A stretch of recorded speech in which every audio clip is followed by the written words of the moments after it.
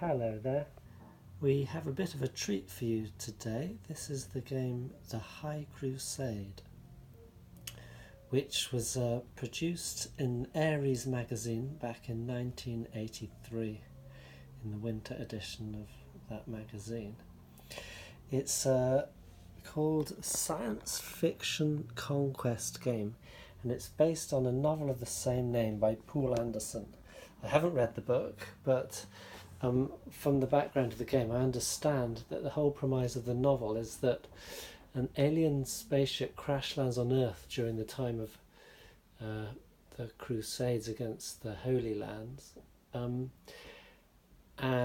the aliens called the Wesgorics are defeated. The surviving aliens from the crash are defeated by the Knights, and somehow they figure out how to use the spaceship. And they fly off into outer space, looking to conquer further lands for the Christendom. So the game is on this, as you can see, it's on a hex-based map. In all the actions going to take place on the planets. The hexes in between are just needed to determine if a fleet can reach a planet in one turn or more. What we have the Wesgoric's homeworld system here. So you have all planets are clustered in groups, and they're called defense zones. Each defense zone has a satellite which is either alert or not alert. So there's the Wesgoric's homeworld here. There's another defense zone here, one here, here, and then there's one here. There's two odd planets here. These are Jer homeworlds. That there are three races that can potentially ally with the Crusaders, or they remain neutral. And then there's the Thrall races on all other planets, so they are held in thraldom by the Wesgorics. The game starts with Wesgoric's fleets, armies and leaders on the capitals of each defence system, including this one, which is where the Crusaders, led by Sir Roger, happen to land. So each Crusader leader, you have Sir Roger, Sir Owain, Sir Fitzwilliam, you have Red John, who's not a knight yet, and then you have Brother Parvus, obviously a religious fellow. They have three fleets and two armies, and this is planet is considered in the fiefdom of Sir Roger at the game's beginning. Now you can choose, it doesn't have to be Sir Roger, but Sir Roger there, he has a political value and an attack value of 3, which are the highest in the game. And the B denotes that he is a baron. So he has a baron marker here.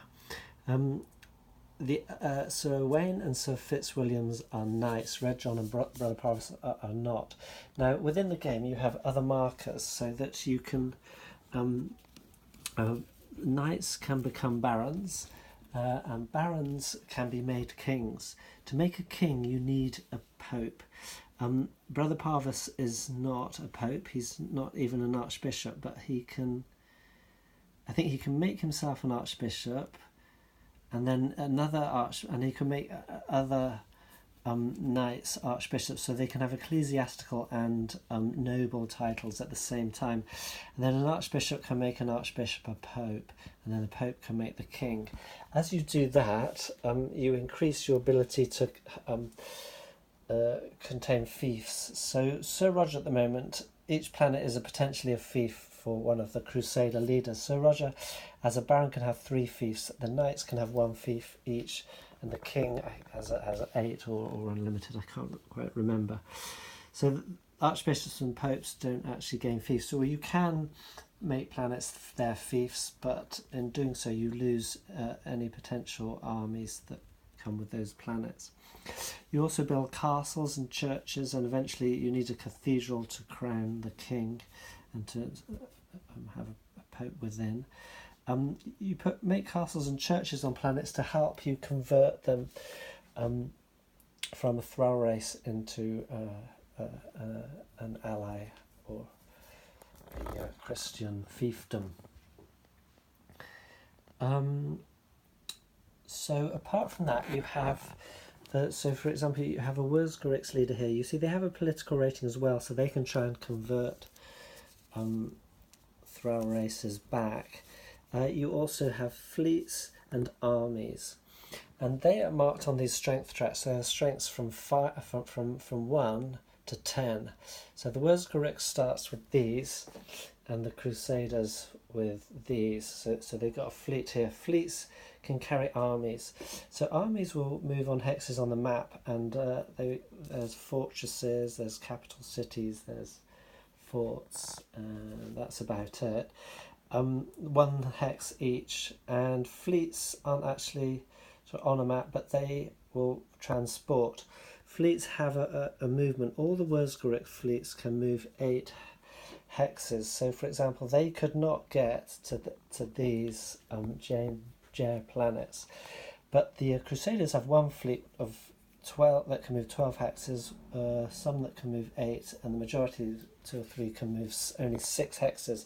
So they have short planet hops to get to other regions. Now this satellite box should be alerted, because as soon as you jump to another defense zone, I can't remember the exact mechanics, I just skimmed through the rules again just now, but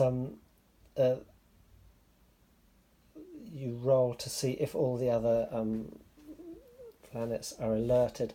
And so, for example, this fella, he can only move around in the system until he's alerted, then he can move out. And it's the same with the others. So the Crusader will kind of expand, and the Wurzgarix setting off alerts. And once he's alerted, he could move to another system, try and alert it. The Wurzgarix players trying to activate their units and contain the Crusade. So battle's quite simple. It's on a strength point differential, and it's quite interesting in that the Wurzgarix player just takes losses, but the Crusader has at random results. So the Crusader combat explanations are here. In fleet combat, you could have your fleet getting lost, your navigators do something, there's something. So you see, you have sort of different interesting results, presumably culled from at least in part from events in the book. And at combat during the night, you prepare covered pits. So it's very flavourful in that sense. Rule book itself is not too large. You have random events, so they can happen each turn. You have 2 basic scenarios, one for 15 turns, one for 30. In the basic scenario, the Crusader either wins by conquering the Wurzgarix home planet, or by conquering 4 out of the 6 other capital planets, or by converting 9 out of the 18 thrall races that are dotted around. So these are planets with thrall races on them. And in the greater, the Wurzgarix player wins by stopping them from do that. In the campaign game lasting 30 turns, they have to convert more thrall races, conquer all the capital planets. They don't actually win by gaining the Wurzgarix home planet. So we have allies listed, the titles, how kings are made, and so forth. We have potential conversion and then reconquest by the Wurzgarix. How to apply your fiefs. You can get reinforcements through the fiefs. Forts and fortresses, fighting. So the combat is quite simple. The rules are kind of a little wordier than they need to be, so they're actually shorter than they might look. And then you have movement, and that's it. That's all the rules. This is the sequence of play. and that's just describing the setup, which you see there, and then the description of the pieces.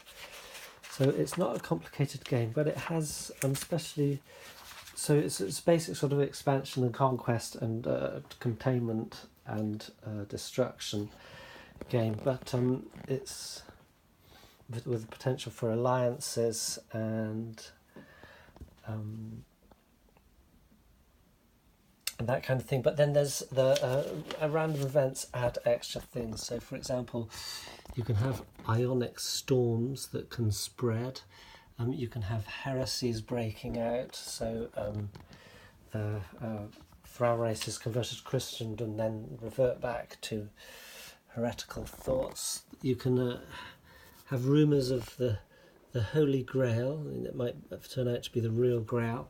You can have things like the Wurzgritz player finds Earth, or the Crusaders have news of how to get back to Earth, which affects game events. And so you can see it's full of a lot of flavour from the story, and that's what makes it quite a treat. It's a sort of very original premise, and designed in a fashion that makes it easy to play. So I think that's enough of an introduction. If you are interested in anything more about it, yes, you have things like there's the potential for nuclear weapons being used by the Crusader player. They're quite costly. The Crusader player has equipment points which go up and they go down through conversion and maybe combat effects, and also nuclear weapons, which it's not always certain that you can use a nuclear weapon. The Wurzgritz player has IQ points, and so those go up and down. That's kind of bonuses in the same fashion as the equipment points. So if you're interested in more, I'm going to record a bit of at least a turn of play to show how the game goes out in play. But apart from that, I'll just finish here.